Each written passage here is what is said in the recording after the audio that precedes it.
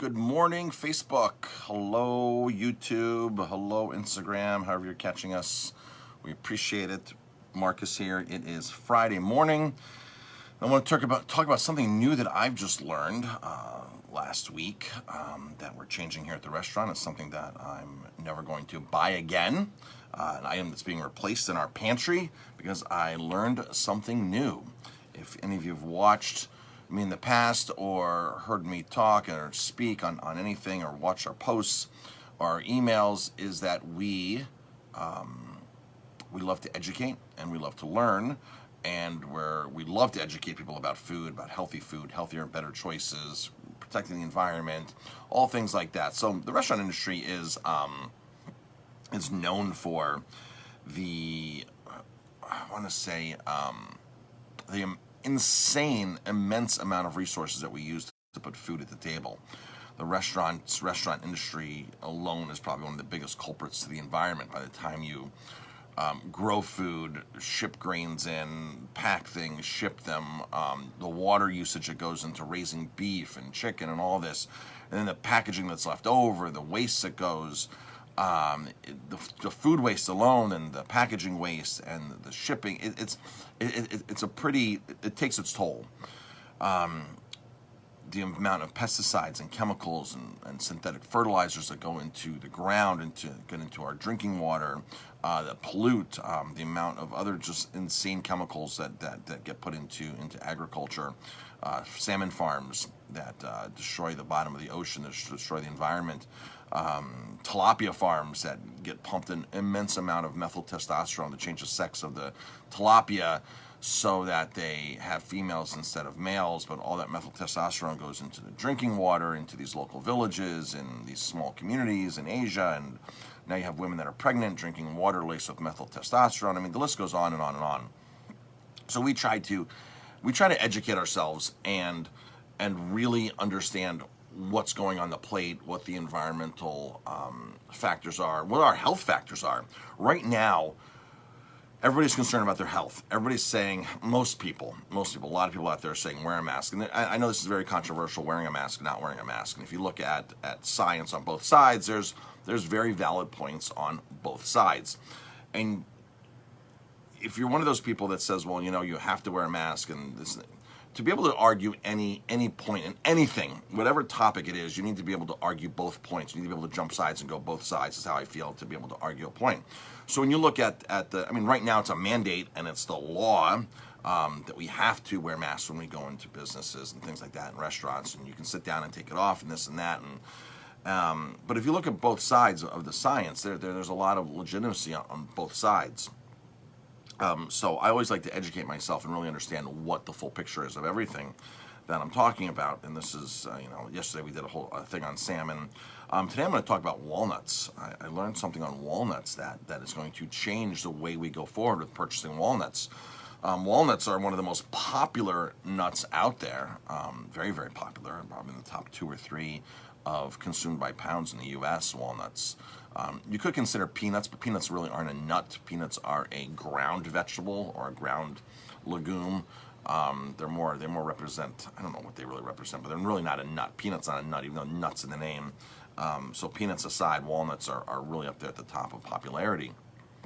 By the way, peanuts take an immense amount of chemicals to grow peanuts because the way peanuts have been cultivated and the shortcuts that have been taken, peanuts just by nature are a dirty, filled, moldy, fungal filled crop just because of the way they grow. Now, if you want a true peanut that's really like wild harvested, you have to get these wild jungle peanuts from South America, which are very pricey, and there's not many on the market. But if you're eating peanuts, I would suggest peanut butter. I would suggest 100% organic all the time, and you want to get from a very reputable, very, very reputable producer. Peanuts are always recalled because of certain toxins on the peanuts. It's part of the business. Just like how chicken has salmonella, peanuts are loaded with things. And the problem with peanuts is, this video is not on peanuts, it's going to be on walnuts, but I'm just going off on a tangent on peanuts. The problem with peanuts is,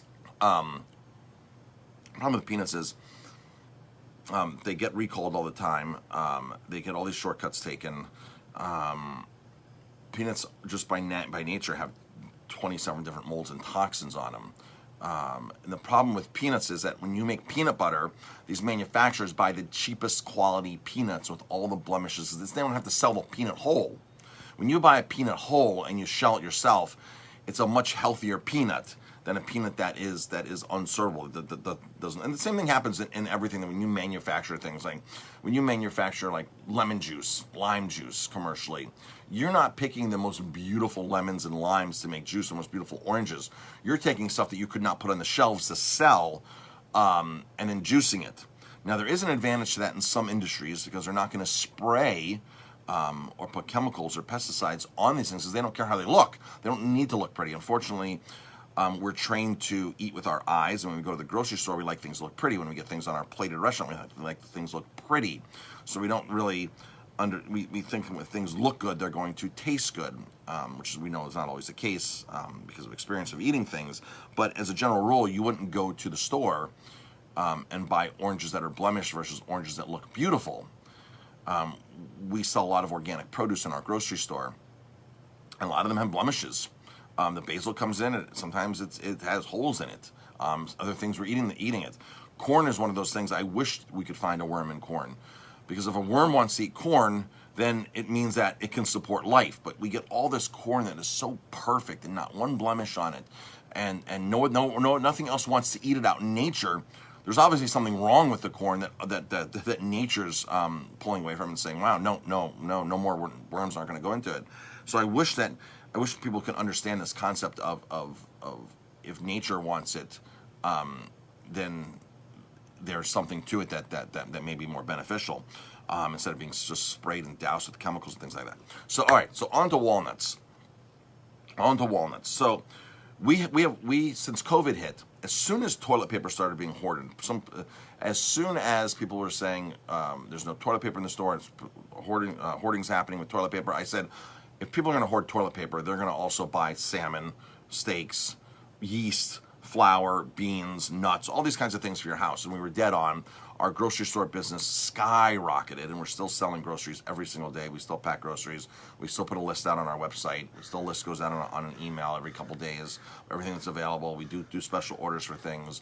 There's things that we go through a ton of, like baby organic spinach, wild salmon, frozen wild salmon, shrimp, scallops, halibut. There's a ton of things that we go through on a regular basis. Ribeye steaks, a lot of ribeye steaks we sell, grass-fed ribeye steaks. They're cut into 10 to 12 ounce portions. They're cryovac sealed into a 3-pack, just like you'd buy in the store, something freshly sealed, freshly scaled, metered. We have a meter scale, certified meter scale that we can tag things, barcodes, everything. So, walnuts. We've been serving walnuts at Aroma Time since day one for 17 years. And I've gone back and forth, 50-50, organic versus non-organic, organic versus non-organic. I'd go back and forth, and if I could buy the organic ones, I'd buy them. If they were within a decent price range of 20% more, I'd buy them. But I always made sure I bought steam pasteurized walnuts, which is super important. Nuts are typically pasteurized in California.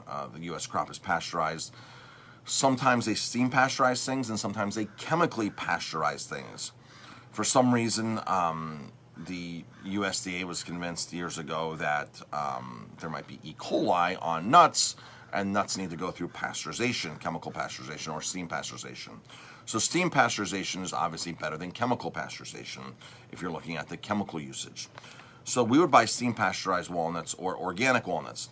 But I read last week, or 2 weeks ago, that walnuts are one of the crops it is the top leading nut crop that is sprayed the most. Just like you have other things like stone fruits, like cherries,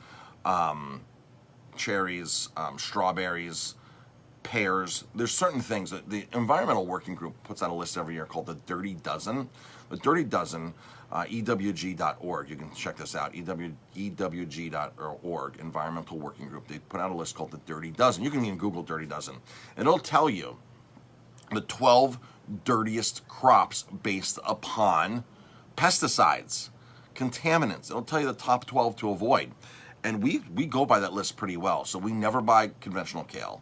We never buy conventional spinach. We never buy conventional celery. In fact, most of the time we don't even have celery, because I'm not going to buy a $50 case of 48 heads of celery or 36 heads of celery and have it go to waste because we don't use that much. But now I have the luxury of buying little packages from our distributor of celery hearts. So we buy 2-3 at a time, and we use them for a couple of things, and we sell them. They're on our list. They're expensive. They're very expensive, but it's a cleaner version of the dirty celery. By the way, is known to have 67 different pesticides on it, different chemicals on it. Celery.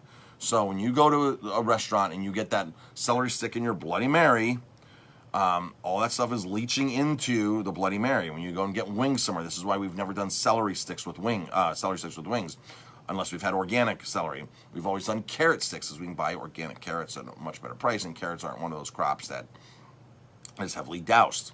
But we do buy organic carrots. So celery is on the top of the list. Kale is on the top of the list. So there's certain things that we've never wavered from here at the restaurant that's always been organic.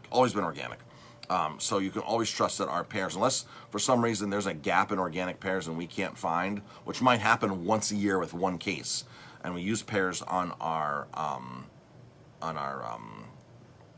pear salad. And if we can't buy pears that are unsprayed in this, then we'll buy a small family pear. So one of the distributors we have is great with separating things out by this family's farm, Frog Hollow this, or whatever. They can separate things out to these smaller farms, as opposed to packers. Packers are companies. For example, like Earthbound Lettuce is a packer. They don't really grow much. They have contracts, just like Purdue doesn't grow chickens. They don't raise chickens. They're just a packer. They have contracts with 1,000 other smaller family-run or big family-run operations where they contract it out, and these family farms deliver the stuff to Purdue based upon their specs. Then Purdue puts their label on it, goes through their processing plant. They package and put their label on it. Purdue had nothing to do with the raising of it. They just put specs out there. Well, a lot of produce companies are like that too. They're just packers. They're not growers. So they just consolidate from 1,000 different farms or from different regions, and they buy things on the open market or their auction, and they bring it into their warehouse and sort it out and just pack it and put their label on it. So that's the difference. But this one company we have can actually buy from smaller farms, like the farm itself. So if we can't get organic pears, then we look at, what's the smallest family farm that we can buy from Washington or whatever. But if that happens once a year, that's it. And that we get a pretty constant supply of organic pears, organic kale, things like that.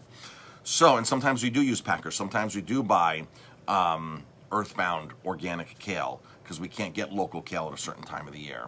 Right now we're buying Lancaster kale, lots of Lancaster kale from Lancaster County. It's a small co-op of maybe a dozen farms that are following strict organic standards, are all certified. But as small farms, they don't have enough power to market their stuff individually. So they formed a little co-op. 12 farmers get together. They sell their produce together under one label, under Lancaster Organics or Lancaster County, whatever they call it. And now they have more power to get their products to the New York City market, to different markets. So that's one of our very trusted producers. I've met the farmers from there at shows in New York City. I've talked to them. Really great people. So there's nothing wrong with co-ops, nothing wrong with packers if they're doing it properly and correctly. Walnuts. This is what this video is about, walnuts. Walnuts are the one thing that we will never buy conventional again. When I read this 2-3 weeks ago about how walnuts are the most chemical intense nut crop to grow. They're the most chemical intense nut crop to grow. They're prone to insects. They're prone to all that, and you have to, a lot of these places just pump tons of chemicals onto the walnuts. And when I heard that, I'm like, oh my gosh. I read it a couple different times, did my research. I love learning about food. I love learning about what better choices are. And folks, right now, this time in history is the time where you need to really, a lot of people are on these face masks. And there's no narrative on taking vitamin C, on eating healthy food, on building your immune system. Whether you believe in a face mask or not, you need to be eating healthy. You need to be honoring your body, honoring your immune system. I still take 10 grams of vitamin C a day. I've already taken 6-7 already this morning. You need to still pump your body with all this good stuff to honor your immune system. Jamie and I were riding in New Haven the other day, our bicycles. And we're out there. It's hot. This is 2 days ago in the morning. We went on a 30-mile bike ride, and we're in the city of New Haven, downtown, before we get onto the trail, onto the canal path. And some guy yells out the window at us, "You guys are sweating, and you're not wearing masks." You know, we're out on a bike. Like, wearing a mask in cycling is probably idiotic. You know, you need oxygen, you need air. There's a lot of studies, like I said, both ways on masks. You know, you breathe back that carbon monoxide, you're not being healthy, and you really can't argue a point unless, this is how I feel about this, you cannot argue a point unless you can argue for both sides, is truly when you can argue a point. So if you can jump from side A to side B and back and forth and argue both sides in a debate, then you're qualified to argue something. So masks are very, very debatable right now, very debatable. But vitamin C isn't. Vitamin C isn't. Clean water isn't debatable. These are things that are always the universal, undisputed common denominators of health you can be doing right now. So eating more organic food, and I love learning about food. And people appreciate all this information that we put out there about food and healthy food. I'm saying right now, like back when we first opened the restaurant in 2004, I put out a press release. I vow never to serve farmed salmon in my restaurant. Or again, I haven't served farmed salmon since 1999. I haven't served farmed salmon. I put a press release out, had somebody write it, put it out through one of those press release things, and it got a few hits across the country. You know, new restaurant, new Elmville, New York, this and that. I vow never to serve farmed salmon. Well, I'm vowing now never to buy conventional walnuts again. I am now going to be focused on, just like the other top dirty dozen in my own working group, you're hearing it here, I'm not going to buy conventional walnuts ever again. I didn't realize how bad they were. We've gone back and forth from organic to non-organic. We paid $40 more a case for the organic is what we're paying for right now. So in our store, $9.99 a pound, you can get organic walnuts. They're bagged, they're pouched, they're ready to go. Organic shelled walnuts. They are here and ready to go. So if you like nuts, if you like to eat nuts, this is your answer in the walnut world, is this. Almonds, good choice as well, but almonds are chemically pasteurized. Even though if it says a raw almond, this and that, a lot of almonds that are coming out of California, again, have to be pasteurized because they were convinced, the USDA, that almonds are carriers of E. coli and that you have to spray them and clean them and this and that. There are ways around buying a truly raw almond, which I can talk about in another video, but there are ways around it, and we do buy raw almonds a lot of times when we buy almonds truly raw, unpasteurized, unsteamed, enzymes intact. There's an immense amount of benefits from eating food that has not been cooked. Of course, I'm not talking about like beef or things like that, but things like fruits and vegetables that aren't cooked, nuts that aren't cooked, things that aren't cooked. There's an immense value in eating foods that are alive and living with the enzymes intact.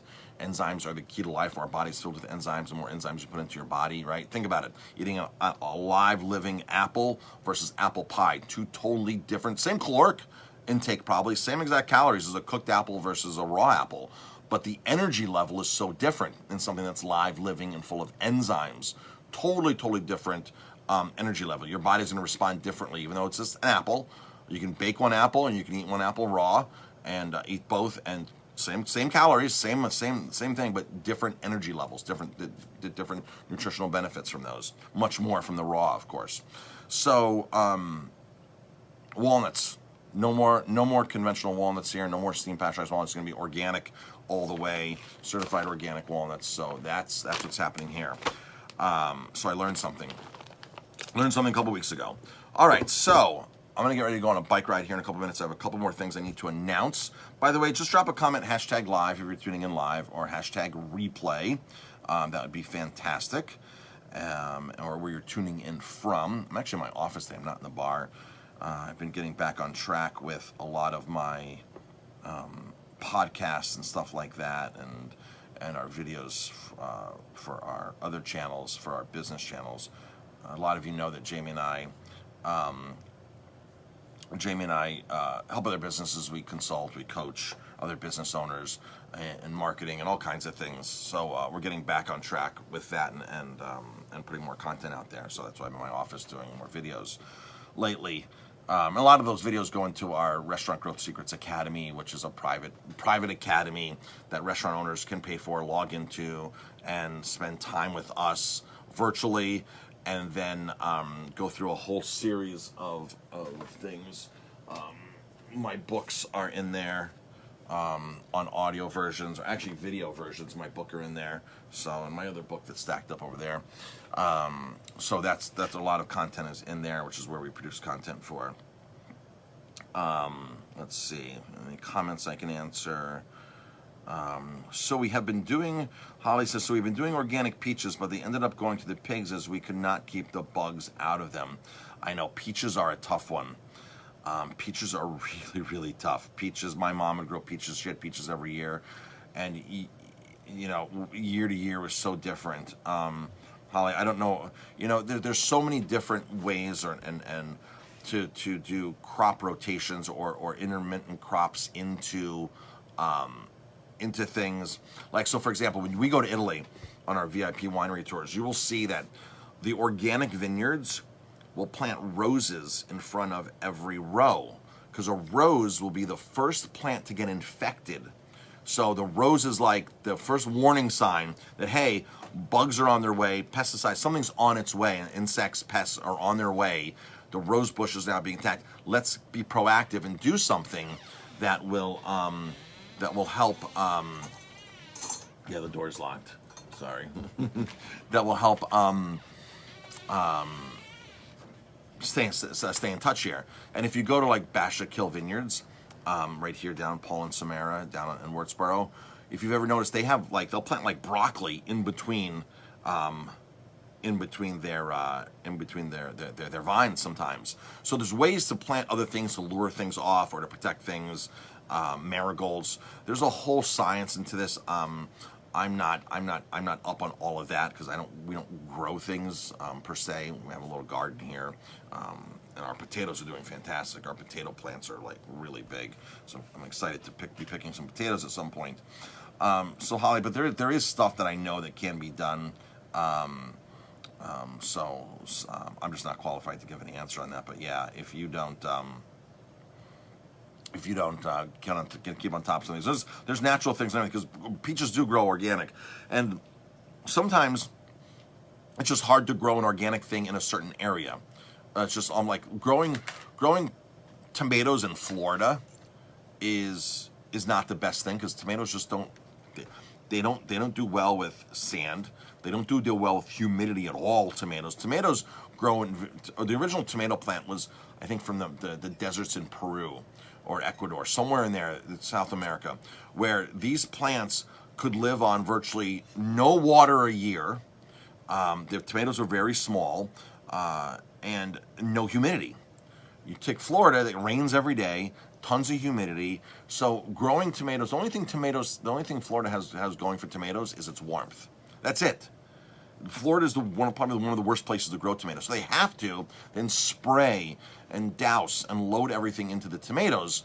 It's hard to grow an organic tomato. There are a couple people that are growing organic tomatoes in Florida, but it's not the norm, and it's very hard to do. And most people wouldn't even attempt to do it. So certain things in certain regions, it's hard to do. All right, so on to a couple things. Is it the 20th of the month, Jamie?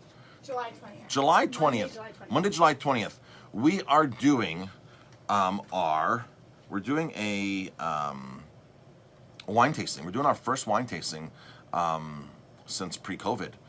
Paul and Samara are going to be here from Basha Kill Vineyards. We're going to be out in the garden, socially distanced. We'll have 4 wines, be paired up with cheeses, and $25. We're taking reservations, 647-3000. We just started posting things yesterday. Because things will now be posted on social media, on our website, things like that. We just got the artwork done yesterday from our graphic artist, so that's all going to be posted. So that's going to be happening. Basha Kill Vineyards is an award-winning vineyard right here. Very fun vineyard. I don't think they're going to be open this year. They're going to be open for pickups, curbside pickup, things like that, but I don't think the vineyard's actually going to be open.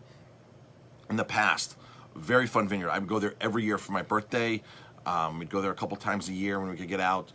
Paul has a cave back there that he built into the mountain to age wine. He's right on the Bashakil. You can look across the street and see bald eagles flying, and you see the water on the Bashakil.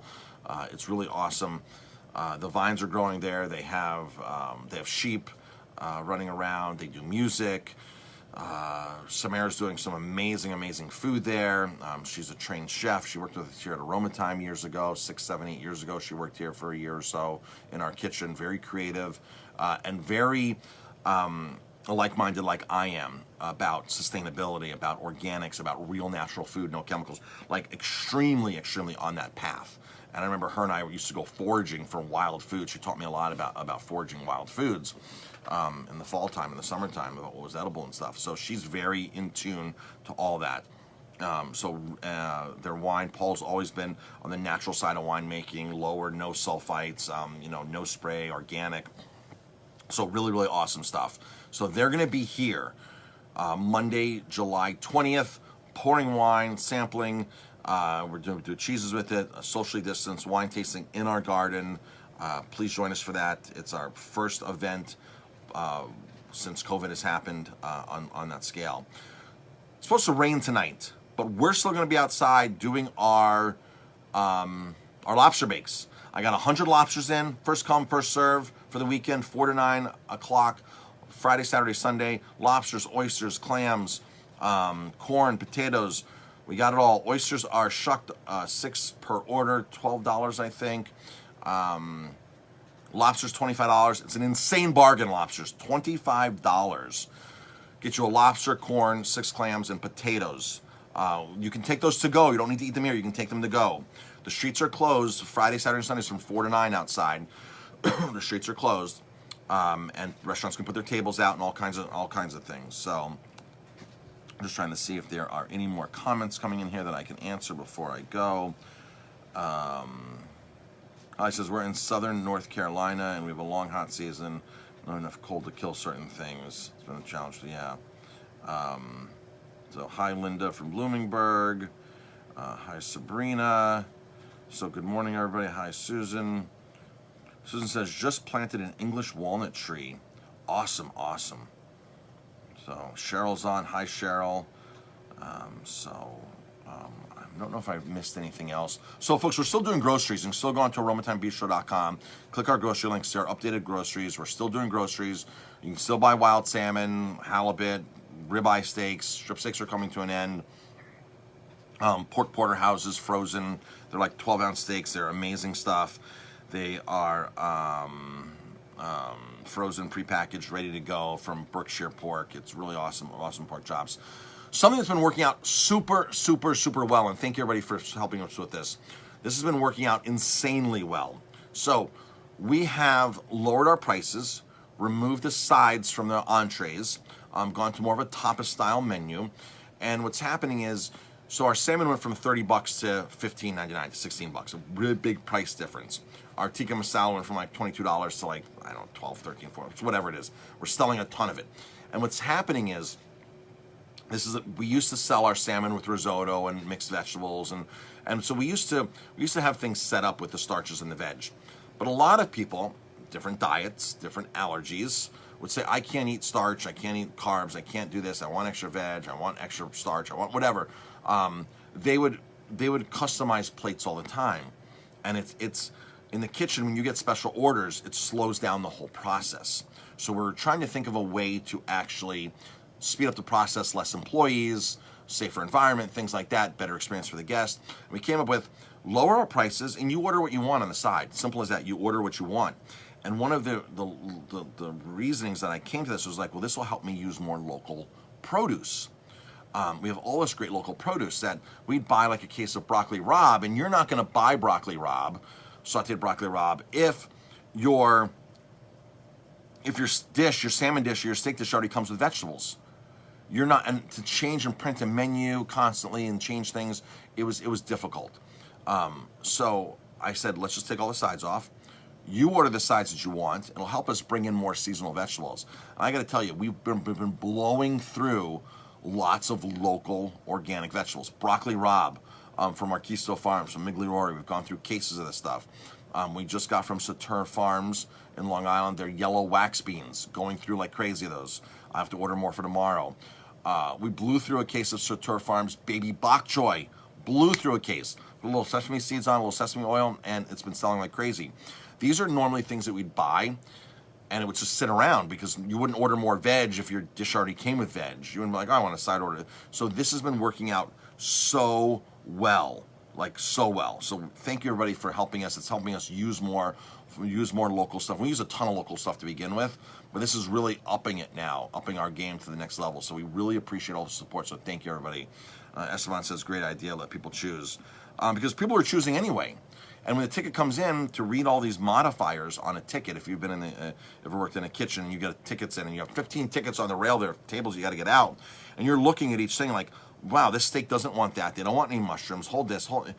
It becomes burdensome, and you don't want to say no to special orders. You don't want to say no to special orders because then people will go somewhere else because another restaurant will do special orders for them. And I can't stand restaurants that say no special orders. Nothing can be modified. And it's like, oh wow, like, well, I don't want to eat, this or this, and I don't want to push it off my plate. Can you just omit it? And this is unacceptable to certain restaurants. And I've never seen a reason to. I mean, I've worked at the Broadmoor, the Greenbrier. You say yes to everybody. I mean, you basically somebody asks you where can I get to. Where's the bathroom at? You walk them to the bathroom. I mean, you stop what you're doing and take care of that person. So that's the way I've been trained in the Broadmoor and the Greenbriers. You absolutely say yes to the guest. So although every guest isn't right, and a lot of times we bite our lips and we're like, yes, yes, yes. Although I do have to say, if you're uncomfortable going out, if you are totally uncomfortable going out, because I'm reading posts on Facebook, if you're uncomfortable going out, don't go out right now. Don't make a business crazy, whatever business it is. We had a lady come in last night, and she stood at our door, and like Jamie went to hand her thing, and she was like, back off, like this, back off. Had a mask on. Jamie had a mask on. Back off. I was like, okay. And then so Jamie went out. She was like standing at the door, and other guests are trying to come in, and she's like, back off to them. Like, I'm here, like, back off.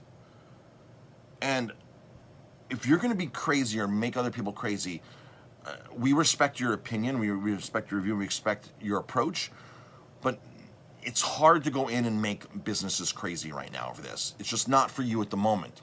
She should have called and said, I'm uncomfortable coming in. Here's my credit card number. Can you leave my food on the front table outside? And that would have been easy, right? That's super easy to do. But to walk in and back people off and back off other guests that are trying to walk in the door. And then Jamie goes, then she had said something, and this, that, and Jamie goes, did I do something wrong? I'm the owner. And she goes, that makes it worse. Like, said that to Jamie, like, that makes it worse. You're the owner. Like, what did Jamie did nothing wrong. Like, nothing wrong. So Jamie was like, you know what? Maybe you shouldn't come back and eat out for a while. Jamie's like, maybe you shouldn't come back and eat out for a while. It's not for you at this time. Don't go in and make any business crazy. Our kitchen staff is busting their butts, and we're busting our butts. All these businesses are busting their butts. To a lot of restaurants are super busy. We are really busy, and we respect your, like we said, we respect your opinion. So just have us leave it outside. There's people that do that. We have no problem with that. No problem, zero problem with that. But don't walk in and make demands and make people crazy and inconvenience people. That's not what businesses are in business for right now. Businesses are in businesses to save their butt financially. A lot of businesses aren't reopening. A lot of Newburgh Newburgh yesterday. 2 waterfront restaurants aren't reopening. China 2000 not reopening, and another one, River Grill and Lounge or something, not reopening. This is a very financially challenging times. We're doing everything we can. We're working our butts off to stay financially viable. And if you're in any business, that's probably what you're doing. I've talked to a lot of business owners, a lot of restaurant owners, and they're working harder than ever to get where they're at right now. But this is our passion. This is our option. This is our mindset. We're going to succeed, and we're going to do this. So that's the story with that. So thanks, everybody, for tuning in. I appreciate it. And again, we respect your opinions, whether you believe in a mask or don't believe in a mask. We have to follow the laws here. It's unfortunate that that the laws are so strict that people can report you, things like that, and you can lose your liquor license. The restaurant in New York City the other day lost their liquor license. They had repeated warnings about social distancing and everything. And sometimes when a restaurant opens, like people are excited to go back to these restaurants. So yeah, so it's going to create a crowd, and if the restaurant staff isn't prepared to handle this, you can have problems. It's very hard to, it's like a swarm of people coming in. Oh, you're open again. We're coming back. We can't wait to come back, and this and that. And all of a sudden, next thing you know, you have the authorities knocking on your door and saying, why aren't you socially distancing, this and that? So your staff has to be trained very well as all. And